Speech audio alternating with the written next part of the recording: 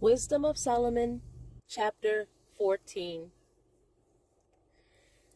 Again, one preparing himself to sail, and about to pass through the raging waves, calleth upon a piece of wood more rotten than the vessel that carrieth him. For verily desire of gain devised that, and the workman built it by his skill. But thy providence, O Father, governeth it, for thou hast made a way in the sea, and a safe path in the waves, showing that thou canst save from all danger. Yea, though a man went to sea without art. Nevertheless, thou wouldest not that the works of thy wisdom should be idle, and therefore do men commit their lives to a small piece of wood, and passing the rough sea in a weak vessel are saved. For in the old time also, when the proud giants perished, the hope of the world governed by thy hand escaped in a weak vessel, and left to all ages a seed of generation. For blessed is the wood whereby righteousness cometh, but that which is made with hands is cursed, as well it as he that made it. He because he made it, and it because being corruptible it was called God. For the ungodly in his ungodliness are both alike hateful unto God. For that which is made shall be punished together with him that made it. Therefore, even upon the idols of the Gentiles shall there be a visitation, because in the creature of God they are become an abomination, and stumbling blocks to the souls of men, and a snare to the feet of the unwise. For the devising of idols was the beginning of spiritual fornication, and the invention of them the corruption of life. For neither were they from the beginning, neither shall they be forever. For by the vainglory of men they entered into the world, and therefore shall they come shortly to an end. For a father afflicted with untimely mourning, when he hath made an image of his child soon taken away, now honored him as a god, which was then a dead man, and delivered to those that were under him ceremonies and sacrifices.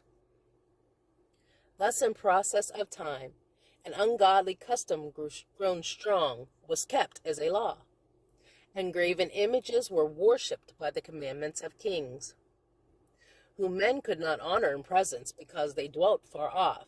They took the counterfeit of his visage from far, and made an express image of a king whom they honored, to the end that by this their forwardness they might flatter him that was absent, as if he were present.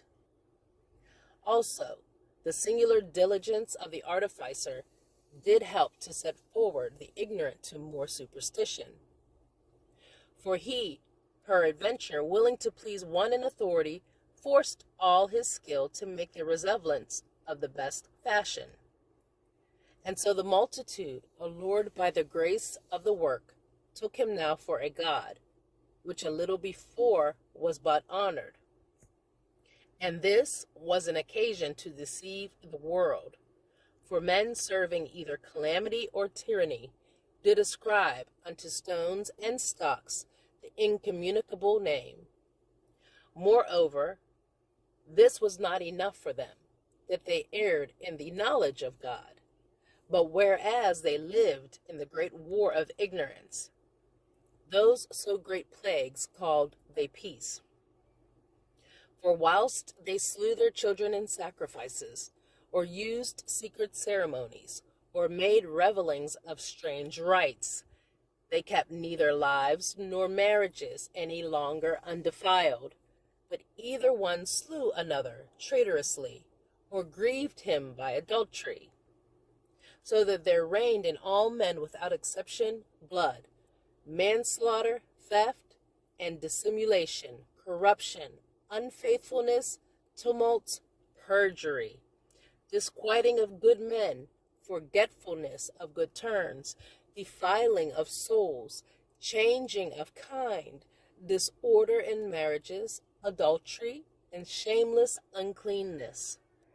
For the worshipping of idols, not to be named, is the beginning, the cause, and the end of all evil.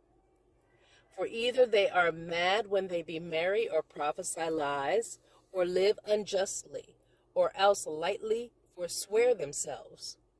For insomuch as their trust is in idols, which have no life. Though they swear falsely, yet they look not to be hurt. Howbeit, for both causes shall they be justly punished, both because they thought not well of God, giving heed unto idols, and also unjustly swore in deceit, despising holiness. For it is not the power of them by whom they swear, but it is the just vengeance of sinners that punisheth always the offense of the ungodly.